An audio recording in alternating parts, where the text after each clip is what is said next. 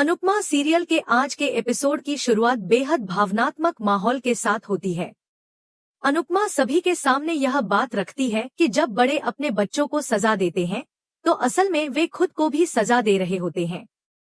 माता पिता का दिल भी उसी पल टूटता है, लेकिन इसके बावजूद अगर बच्चों को समय रहते रोका न जाए तो वे गलती पर गलती करते चले जाते हैं।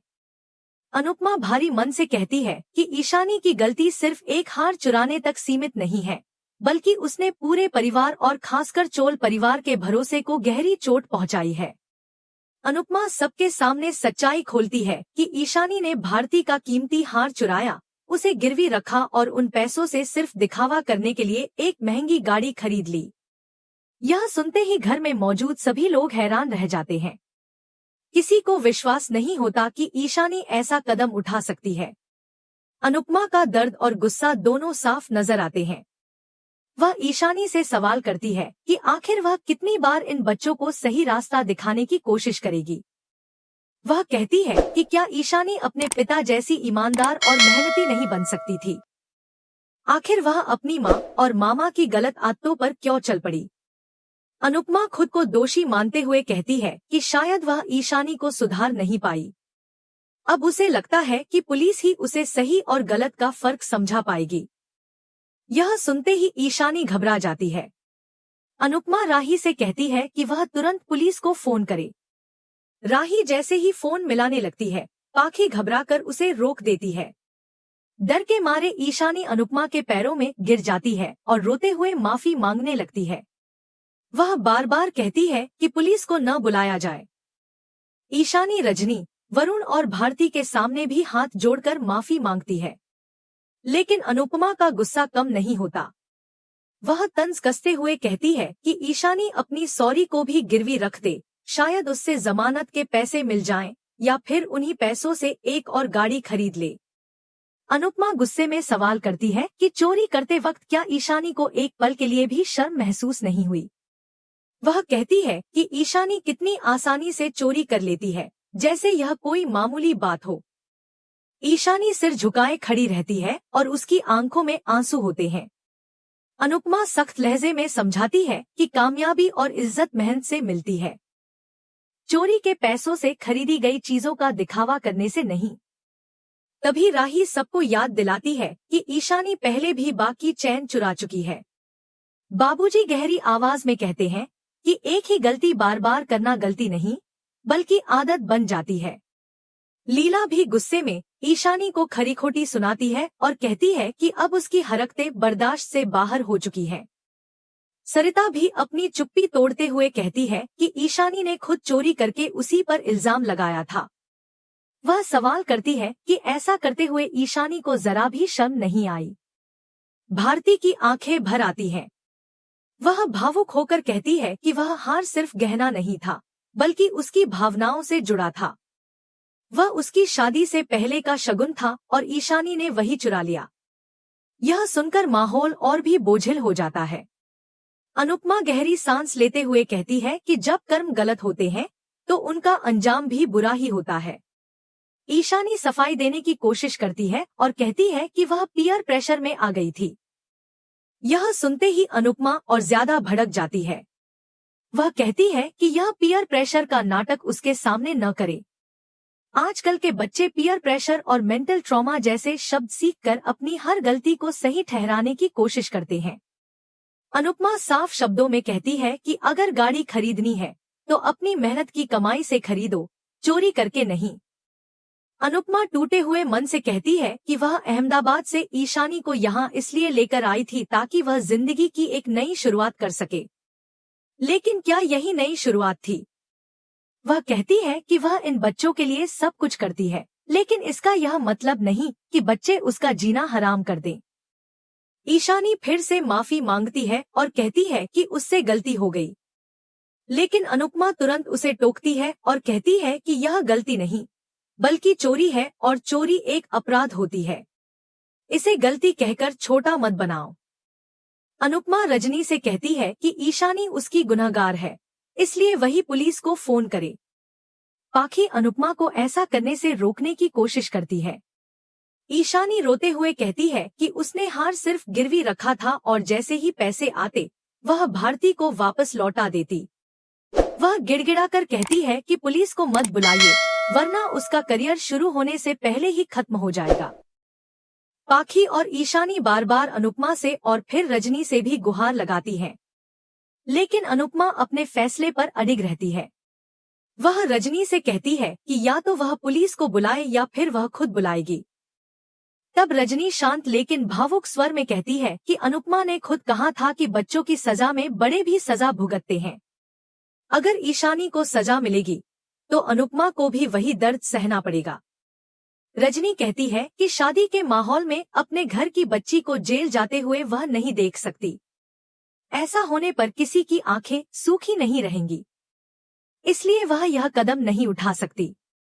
रजनी अनुपमा से ईशानी को छोड़ देने के लिए कहती है, लेकिन अनुपमा टूटे हुए लहजे में कहती है कि यह लातों के भूत हैं, बातों से नहीं मानेंगे। वह पूरी तरह टूट जाती है और कहती है कि अब वह इन बच्चों को संभाल नहीं सकती। यह कहते हुए अनुपमा फूट फूट कर रो पड़ती है। रजनी आगे बढ़कर उसे संभालती है। वहीं जसप्रीत गुस्से में कहती है कि ये लोग हर बार ऐसा ही करते हैं। अगर ईशानी के बच्चे होंगे तो वे भी अनुपमा का ही खून पिएंगे। भारती भी जसप्रीत की बात से सहमति जताती है। पूरे घर में तनाव, टूटन और निराशा का माहौल छा जाता है। घर में फैला तनाव अभी भी कम नहीं हुआ था।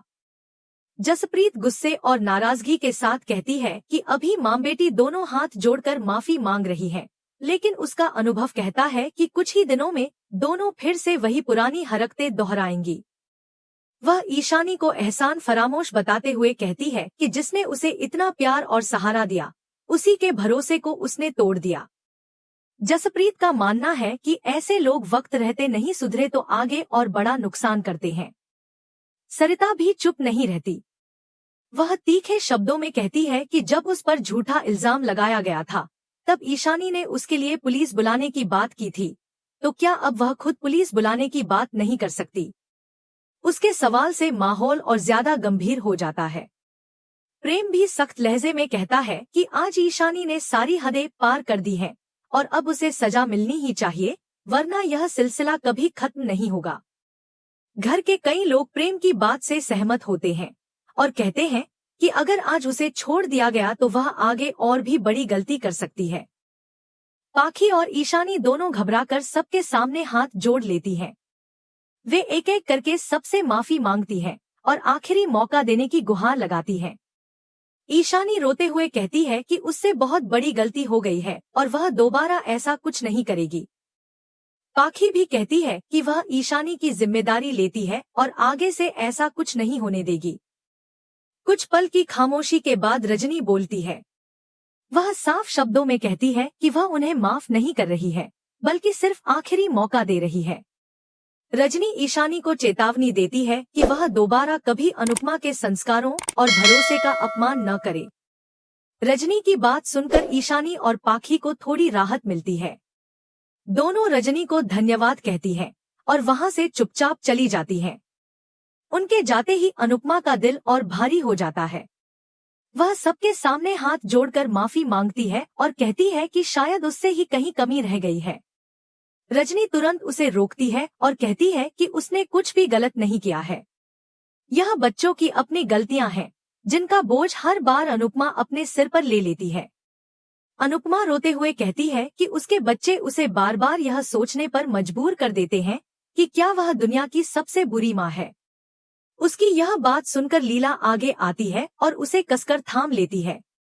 लीला भावुक होकर कहती है कि अनुपमा दुनिया की सबसे अच्छी माँ है, बस किस्मत ने उसे सबसे मुश्किल औलादें दे दी हैं।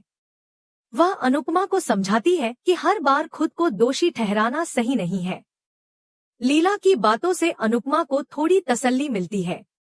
अनुपमा फिर सरिता की तरफ देखती है और दिल से धन्यवाद कहती है कि उसने अपनी चैन गिरवी रखकर भारती का हार छुड़वाया। वह कहती है कि वह जल्द ही सरिता के सारे पैसे लौटा देगी। सरिता उसे ढांढस बंधाती है और कहती है कि अभी इन बातों की चिंता न करे। रजनी भी अनुपमा से कहती है कि वह खुद को संभाले और थोड़ा खुश रहने की कोशिश करे। घर के सभी लोग मिलकर अनुपमा से कहते हैं कि वह फिर से मुस्कुराए। लीला समर की याद दिलाती है और कहती है कि अगर वह यहाँ होता तो अनुपमा को ऐसे टूटता हुआ नहीं देख पाता। समर का नाम सुनते ही अनुपमा की आंखों में आंसू के साथ हल्की सी मुस्कान भी आ जाती है। दूसरी तरफ माहौल थोड़ा हल्का होता है, जहां अंश प्रार्थना से हंसते हुए कहता है कि उसे नहीं पता था कि वह इतना ड्रामा भी कर सकती है। प्रार्थना मुस्कुराकर कहती है कि उसने तो सबको खुला चैलेंज दे दिया है और अब कोई कुछ कहेगा तो वह भी चुप नहीं बैठेगी। दोनों के बीच हल्की फुल्की नोकझोंक और मजाक चलता है। इसी दौरान प्रार्थना अंश को बताती है कि गौतम बच्चे का नाम रखने की जिद कर रहा था। यह सुनते ही अंश को गुस्सा आ जाता है। प्रार्थना उसे शांत करने की कोशिश करती है और कहती है कि वह सब संभाल लेगी। तभी गौतम वहां आ जाता है और कहता है कि बाप सिर्फ वही है और इस बच्चे को पाने के लिए उसे जो भी करना पड़े वह करेगा। उसके शब्दों में एक अजीब सा जुनून झलकता है। उधर राही प्रेम के साथ एक कैफे में बैठी होती है। वह अपने मन का दुख बाहर निकालते हुए कहती है कि हर बार उसकी मम्मी को ही सबसे ज्यादा दुख सहना पड़ता है और वह खुद भी कई बार अनजाने में उन्हें दुख दे चुकी है। प्रेम गंभीर होकर कहता है कि शायद हम सब अपने पेरेंट्स को जाने अनजाने बहुत दर्द दे देते हैं। दोनों इस बात की उम्मीद करते हैं कि ईशानी अपनी गलती से कुछ सीखेगी और खुद को बदल पाएगी। इसी बीच राही को अजीब सा एहसास होता है कि कोई उसे देख रहा है। कैमरा दिखाता है कि दिवाकर छुपकर राही पर नजर रखे हुए है। तभी राही के फोन पर ऑनलाइन क्लास का रिमाइंडर आता है और वह घबरा जाती है। प्रेम उसे समझाता है कि वह उस घटिया टीचर की चिंता न करे और चाहे तो किसी दूसरे कोचिंग सेंटर में पढ़ सकती है। राही डरते हुए पूछती है कि अगर घर में किसी को पता चल गया तो क्या होगा। प्रेम उसे भरोसा दिलाता है कि इस बारे में कोई नहीं जानता और वैसे भी इसमें उसकी कोई गलती नहीं है। दूसरी तरफ दिवाकर खुद से कहता है कि राही सिर्फ उसी की है और अगर उनके बीच कोई भी आया तो वह उसे रास्ते से हटा देगा।